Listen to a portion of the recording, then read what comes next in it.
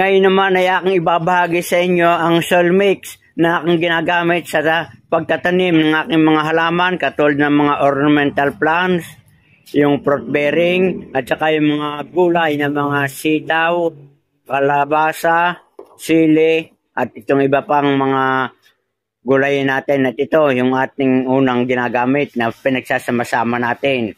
Ito yung una, kokopet o yung giniling na bunot ng niyog. Ito yung pangalawa, vermicast. At ito yung ating carbonized rice hull. At ito yung ating rice hull. Napakaganda ng ating rice hull at hindi na maputi. Kumbaga siya pabulok na, kulay brown na, madali nang ma-absorb ng halaman. At ito naman yung panlima, yung ating natawag na garden soil. Napakaganda at pino-pino mga kabayan. Ngayon ay ating ilalagay na isa-isa sa bilao para makita ninyo.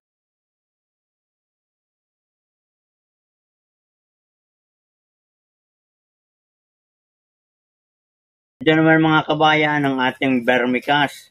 Yan. Ito na mga kabayan, yung 5 klase ng soil mix na aking ginagamit sa aking paghahalaman. Ito yung isa, carbonized rice hull.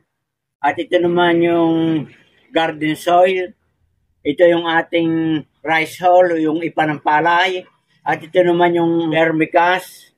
At ito yung panglima, kokopet. Yan, napakaganda at pinong-pino. So yan mga kabayan, yan ang aking pinaghahalo-halo para ang ating halaman ay lumusog at maging buhaghag ang ating lupa at nade-drain agad yung tubig.